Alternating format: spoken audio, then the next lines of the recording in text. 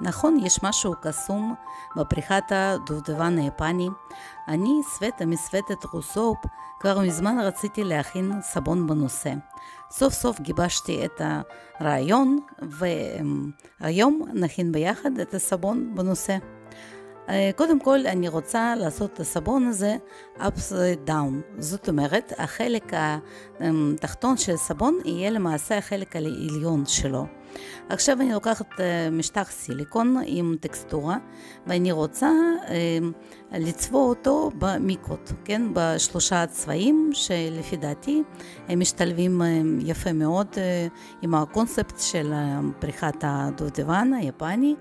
ואני לוקחת מיקה קסומה, מיקה בצבע תכלת ומיקה בצבע ורוד.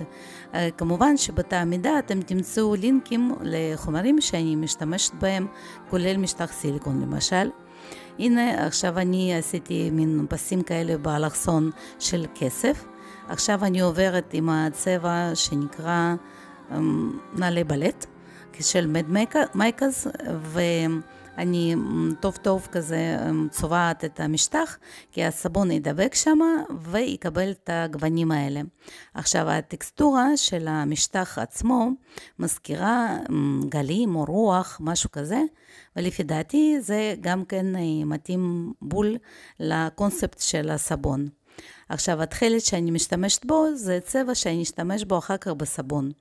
והוא ישתלב יפה לפי דעתי עם החלק הפנימי שלו, כן, החלק החיצוני. ככה לאט לאט אני עוברת וממלאה את המרווחים בין הפסים באלכסון, וזה מאוד יפה, כן, המצלמה לא מעבירה את הנצנות של מיקה, זה יפה וזה יכול לפי דעתי להתאים גם כן לסבון בנושא של חד קרן. הנה תראו איזה זוהר, איזה אושר. אני מניחה את המשטח בתבנית שכבר יהיה מוכן לשימוש, ועוברת להכנה של עלי כותרת של דובדבן היפני.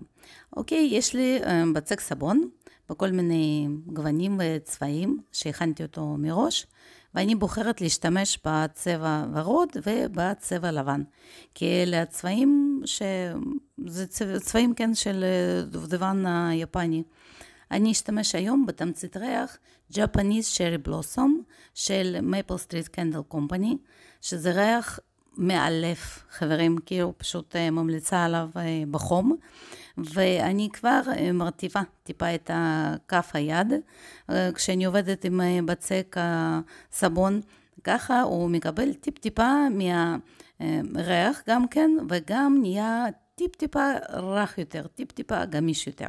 עכשיו אני עושה מין שתי שכבות כאלה, באותו גודל של ורוד ושל לבן, אני מהדקת אותם אחד לשנייה, ומגלגלת את הדף הזה, הדף הכפול, ועכשיו אני משטחת אותו,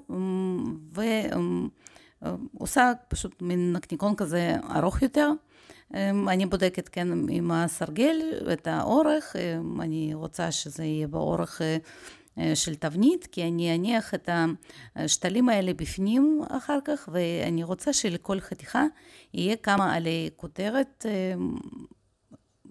אולי לא זהים, אבל לפחות דומים.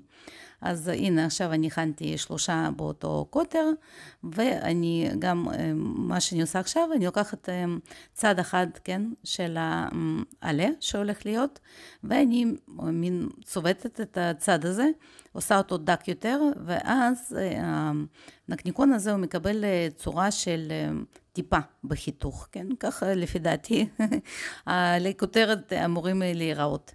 הנה אני הכנתי עוד עלי כותרת בכל מיני כתרים שונים, והפרינציפ של הכנה הוא אותו פרינציפ, כן? של השתלים האלה, שאני מערבבת לבן וורוד, ואני רוצה שבכל באץ' שיהיה לי, יהיה מכל גודל, כן, כזה עלה. אז אני עושה קבוצות של 3, פשוט של הנקניקים האלה. הנה, מוכן. אז אני מחזירה את הבצק סבון לשקיות כן צמודות וסוגרת בזיפלוקים, ומתחילה להכין את בלילת הסבון. היום אנחנו צריכים לעבוד בבלילה מאוד נוזלית, בשביל למלא את הטקסטורה, את המשטח סיליקון. אז אני עובדת טמפרטורה נמוכה, השמנים שלי ב-31 מעלות, ומים של סודה קאוסטית ב-31 מעלות. אני מגיעה לאמולסיה יציבה, ומחלקת את הסבון לשני חלקים, פחות או יותר כן זהים בכמות.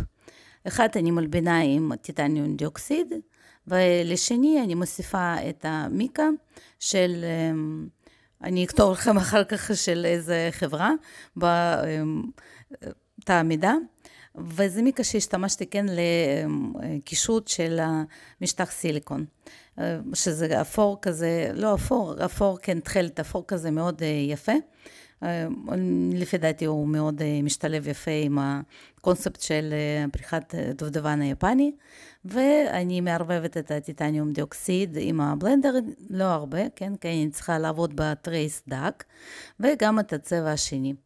אני מוסיפה את התמצית ריח, חצי ממנה לתוך הבלילה הלבנה. ואני מתחילה, אני קודם כל בודקת, כן, שאני בכלל בטרייס, כי זו תמצית ריח שלא מזרזת טרייס, אני בודקת, אוקיי, אני בטרייס. כמו שאני אמרתי, הטרייס צריך להיות דק, על מנת למלא את כל הכימורים של המשטח של הטקסטורה, ואני מתחילה לעשות אומברה. אני הוספתי תמצית ריח לחלק שני, לחלק הכהה, ומתחילה להוסיף את הצבע הזה ללבן. עכשיו, לפני שאני מוזגת את השכבה השנייה, אני מפזרת את העלי כותרת, ואני מתחילה למזוג עכשיו את הצבע תכלת הבהיר. אני מוזגת הלוך חזור מגובה די גבוה. אני רוצה שהסבון שאני מוזגת יחדור פנימה לתוך החלק הלבן של הסבון, וככה למעשה ייווצר מצב שנקרא דרופסוויל, כן? שבחיתוך יהיו כמו טיפות כאלה שנוזלות אחד לתוך השנייה, של הסבון הכהה לתוך סבון הבהיר יותר.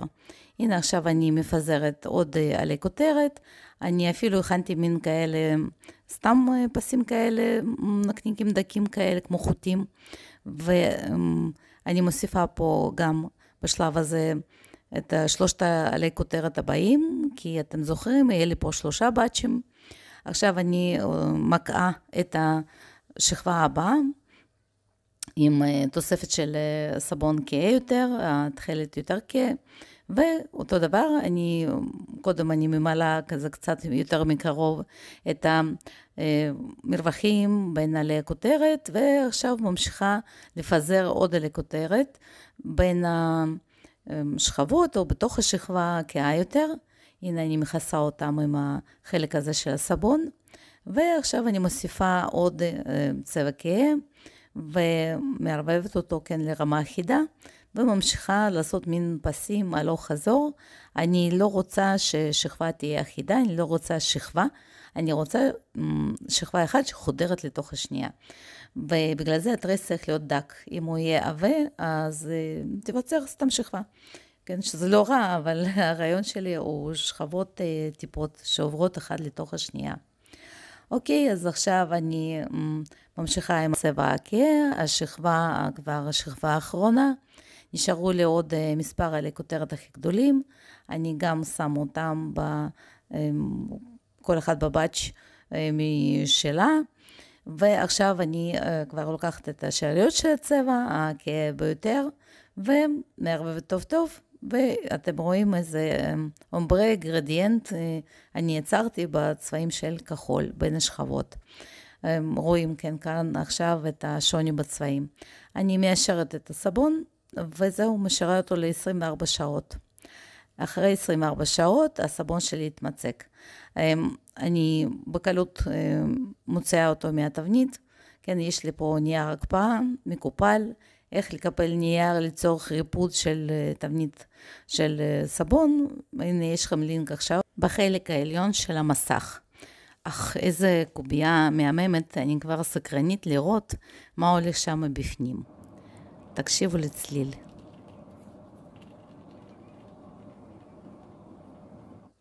אני מאוד אוהבת את הצליל הזה של הקילוף, של משטחי טקסטורה מסבון. לי זה מזכיר גשם. אני מאוד מקווה שאתם מצליחים לראות את כל הזוהר הזה, את כל הנצנוץ הזה של מיקה. נכון, מצלמה זה לא העין של בן אדם, אבל תאמינו לי שזה נראה פשוט מדהים. ואני כבר סקרנית, מה קיבלתי בפנים, מה יצא לי בפנים, כי החלק העליון פשוט וואו. אוקיי, אני חותכת את הלוף הגדול לשלושה באצ'ים קטנים. הנה הבאצ' הראשון, כבר אני רואה איזה היה לכותרת שברח. ואני עכשיו חותכת את החתיכה לעוד שני באצ'ים. ואני כבר רואה את החלק הכהה יותר, שחודר לתוך הבהיר יותר. בואו נראה מה קורה שם בפנים. אוקיי, חתיכה של הצד נפלה, ואני רואה, הנה אתם רואים מין גלים כאלה, מין טיפות של התכלת שנכנסים לתוך הלבן, זה נקרא דרופסווירל, וככה זה אמור להיראות. מה שאני לא רואה, זה למעשה אומברה, שינוי של צבע מבהיר יותר לכהה יותר, יש לי פה כאילו רק לבן בתכלת, ומבחינתי זה אמור להיות עוד 4 גוונים של תכלת, כן? וזה לא יצא. אני מורידה את הפינות של הסבון, תראו איזה חלק עליון חגיגי יצא לו, הוא מריח נפלא. תמצית ריח זאתי ועוד תמציות ריח, יש לי אותם למחירה כמובן.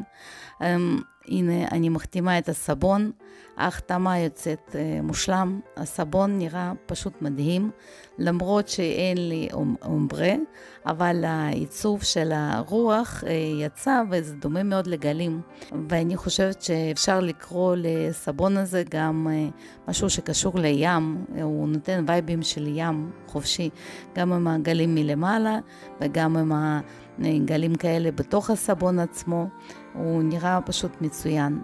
אז עכשיו אני ממשיכה לגלף את הפינות של סבון, ככה הסבון נראה יותר מטופח ויותר נוח לשימוש. ומתחת לסרטון בתא המידע יש לכם לינק להרשמה לסדנאות וקטלוג של תמציות הריח. תראו איזה סבון מהמם יצא, הוא פשוט מדהים. החלק העליון שלו זה פשוט צעקה, הוא יפה יפה, ואני כל כך הרבה זמן חשבתי עליו, והנה סוף סוף הוא יצא. אז ביי בינתיים, ניפגש בסרטונים הבאים.